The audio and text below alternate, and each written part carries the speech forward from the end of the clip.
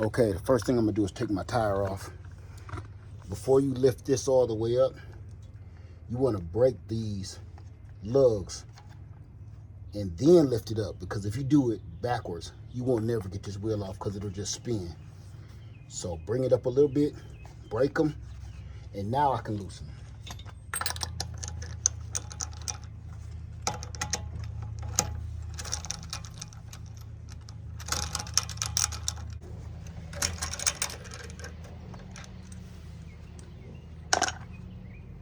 Okay, got my last lug off. Break the tire off. That's it.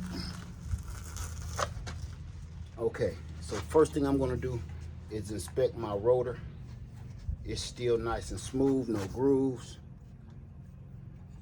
So I'm doing the right thing by changing my pads when it's supposed to be changed. As soon as I hear that squeal, when I hear that squeal, and I might go on it for another good 30 days or so, I know that pad is going to be close to a third of the way. Only a third of the pad going to be left.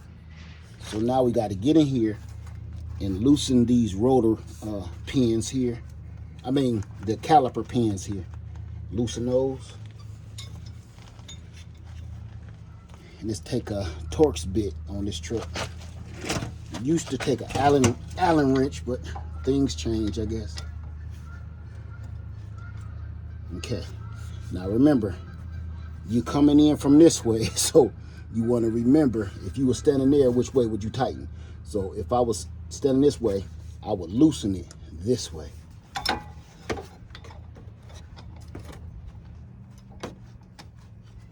So I'm going to pull that.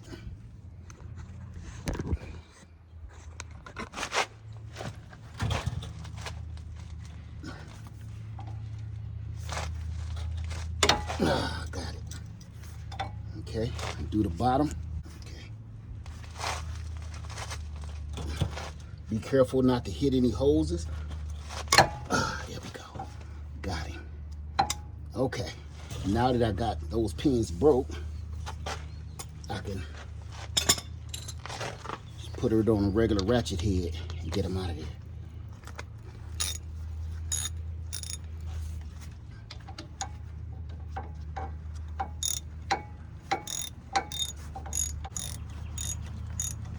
Okay. Okay, you see I got my caliper pin loose. Slide that out. I got the bottom caliper pin loose. Pull that out. That's what that looks like. Now, here's where it's going to get a little weird. I'm going to put a screwdriver down here and just press against that cup in there. Just a little bit. I'm going to use a flathead just to get that cup in just a hair so I can get the caliper off.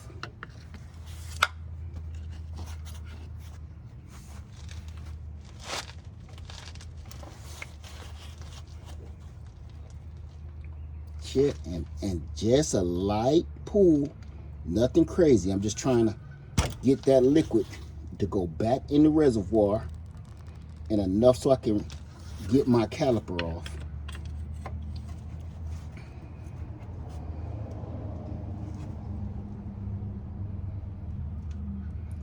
See, I can feel it moving. I know the camera can't pick it up, but I can feel it slowly moving. Just like that. Now, I should be able to wiggle this a little bit. Yep. See, now I can move around. Wiggle that off. Now that I got that a little loosened up, slide right off. Just like that. I'm going to pick that up. Normally I'll put a hanger on there, but I'm okay. Now I want to show you the difference between old brakes when they start squealing and new brakes. This is an old brake. We can just slide that off of there, off the rack now. Look at how much, this is the brake on this side. This is just the thing that holds it onto the bracket. That inside part is the brake. Okay. So I want you to see how much brake is left there. And this is a new brake. All that's left is about 1/3 of that pad left. This is what your new brake looks like. Okay, that's a full brake pad. Just to let you know, you don't want to go no farther than that. And this is what makes your rotor squeal right here. When you start hearing that whistling, that scraping up against the rotor, that means to change it. If you keep going and you stop hearing that, you're going to have to change pads and rotors. Now you're talking about real money. We take this back brake pad off, same as we did the front, like that. Look at that. Look how ate up that is. History. History. Look at that. Look at that. Okay. And I want to make sure that they're wearing pretty even. That lets you know if you got another problem going on. Now, I'm going to hang these brake pads back on here on the rack. Same way I took them off.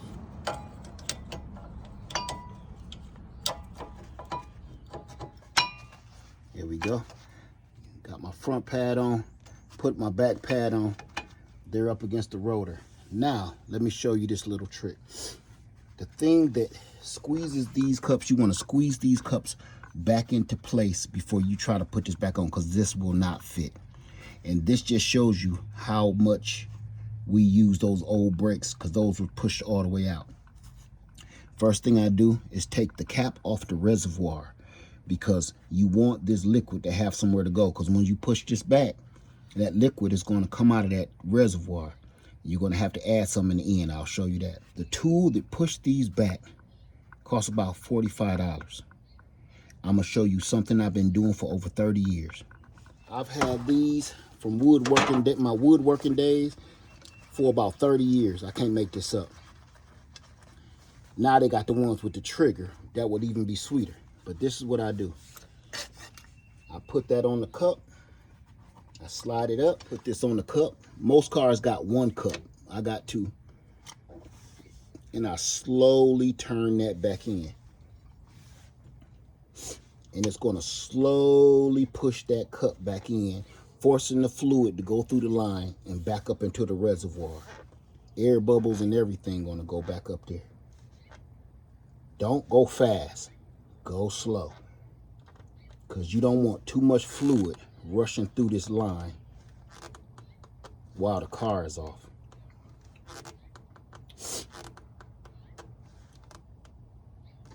I'm going to stop there, and I'm going to come over to this one and do the same thing.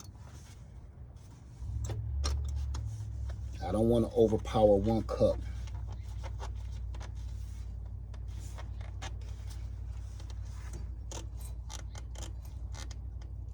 Slowly, little at a time, no rush.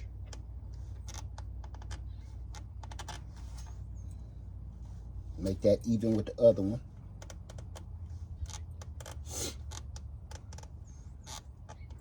See how much further they're going in now? I'm gonna stop. I'm gonna come back over here, and I'm gonna drive this one all the way home. Make that flush with this housing.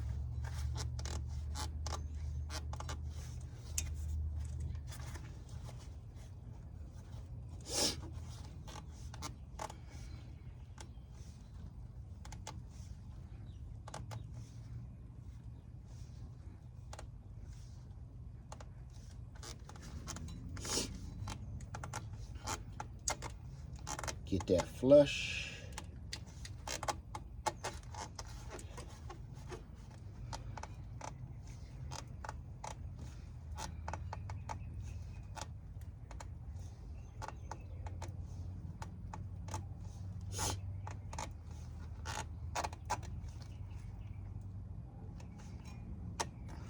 Okay, just like that.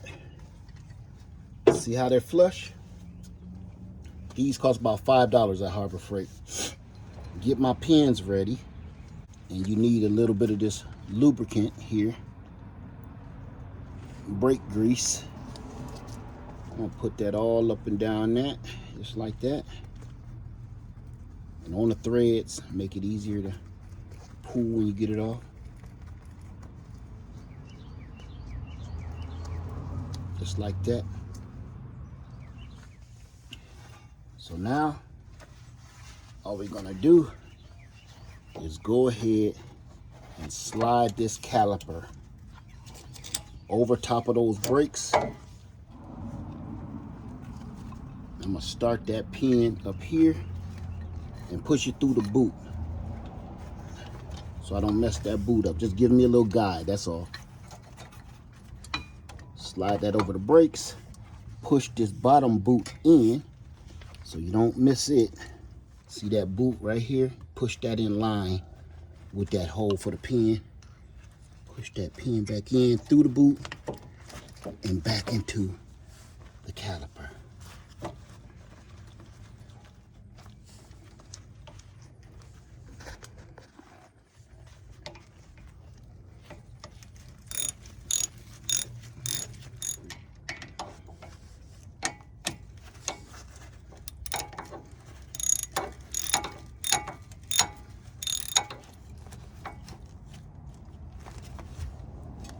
Okay, what we're gonna do is go ahead and put the wheel back on, put the lugs back on, and then I'm gonna go ahead and bleed the brake fluid back down into the line, and then we'll be done.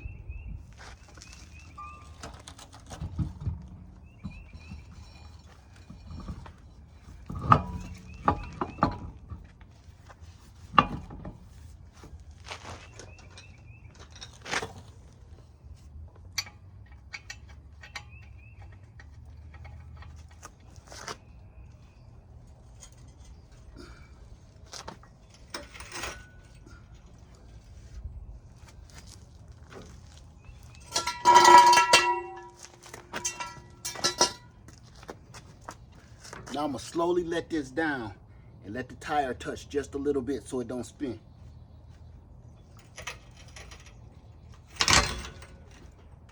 I said slowly. I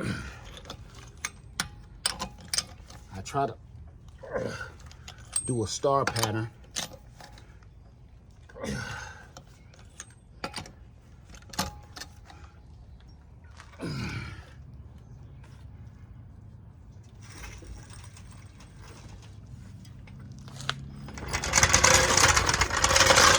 Now, I want you to see how full that reservoir is. Remember, it was dripping over, right? That's to the very rim. The fuel line is up here, right here. Now watch this. When I cut the car on and ease on the brake.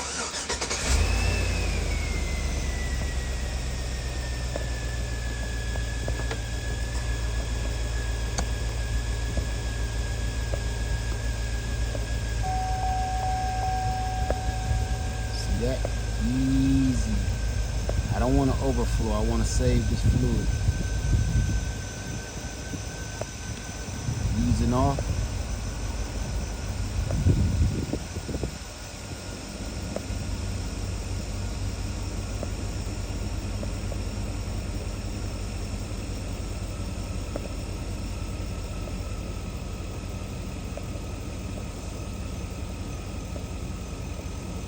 Trying to get those cups back out to push against the brake pad.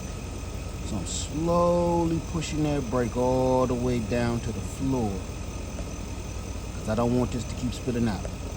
See that drop? That's why I take that cap off. Now I'm gonna push that brake again. You'll see it letting out air bubbles sometime too. Watch this, it's about to disappear for real now. Look at that. Told you. My brakes are solid in here too. Now I'm pushing hard. See that? Ha ha ha. Works every time. Cap back on. He's done. That's why I always open the cap on my brake reservoir when I'm doing my brakes. So, if you have any questions, go ahead and put them down in the comment section below. I'll do my best to answer them. The reason I'm showing you this, I know this is just random, but you better start learning how to do everything yourself. I mean everything. Fixing your car. If you got a newer vehicle, you might want to knot. Go get you an old boy like this that you can work on yourself, where if a fuse pop, your whole car don't work. This right here, I've been wrenching on this thing all week. It's fairly easy. Everything is straightforward if you got the tools. With that being said, I hope this helped you. Lead Farmer 73. I love you, and I'm out. Peace.